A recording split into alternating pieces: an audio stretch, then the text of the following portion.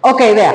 En esta clasecita vamos a hablar sobre la voz pasiva. La voz pasiva en inglés es una estructura gramatical donde el orden de las palabras no tiene lo mismo que como voz activa. Cuando nos enseñan a cuáles son las partes de una oración, nosotros comenzamos por el sujeto y nos decimos que es sujeto y predicado, y dentro del predicado, por supuesto, el verbo y todos los complementos directos, indirectos, circunstancial, de modo, manera, lugar, tiempo, todo eso que hacen la idea de la estructura gramatical. En la voz pasiva es el mismo, pero el orden es diferente. En la voz pasiva se comienza con el objeto directo. Allí se comienza con el objeto directo. La particularidad de este tiempo, que es un tiempo compuesto, es que nunca va a tener un solo verbo con un tiempo simple. Siempre tiene que estar varios verbos. Entre ellos no puede faltar, por supuesto, el verbo to be. El verbo to be tiene que estar en cualquier tiempo o en cualquier forma. Recuerden que vamos a hacer un cuadrito aquí del verbo to be rapidito, recordando que este es el verbo más irregular del idioma inglés, que se escribe de 3 formas en el presente, de 2 formas en el pasado, una forma infinitiva, con el condicional.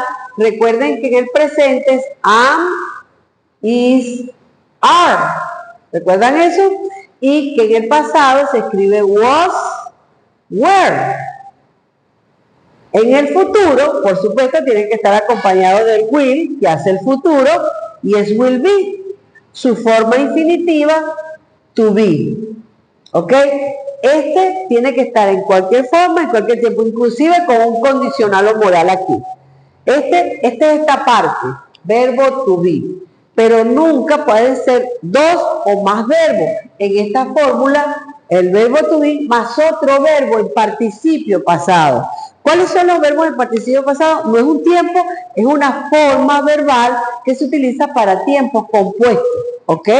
Y que al traducirlo en su mayoría, al traducirlo al castellano terminan en ado o terminan en ido, recibido, almacenado, chequeado, comprometido. Todos esos verbos se encuentran en participio pasado.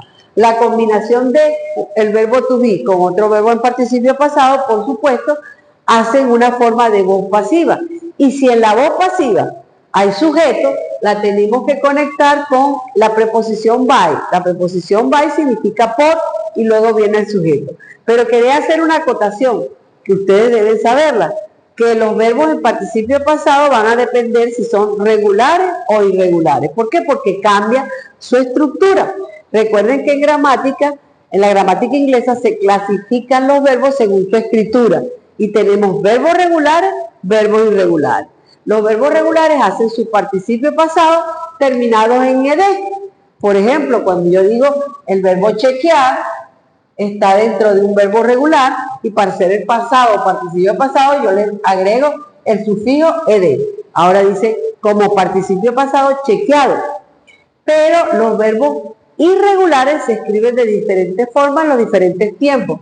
Por ejemplo, el verbo enviar es send, pero cuando yo voy a colocar enviado, yo tengo que colocar sent. ¿Ok? Hay que tener en cuenta eso, ¿ok? Para nosotros poder identificar una estructura con voz pasiva. Aquí hay 3 pequeños ejemplitos, fíjense. Aquí dice, the machines are repaired by the specialist. Aquí está el verbo to be en presente y aquí hay un verbo que termina en ed. Ese verbo es regular, pero lo que interesa es esta combinación. Esta combinación hace una voz pasiva, ¿verdad? En este caso y en este ejemplo, el verbo, en la oración, la estructura gramatical tiene un sujeto, by the specialist. Si se traduce ahí, las máquinas son reparadas por el especialista. Allí dice eso. En el segundo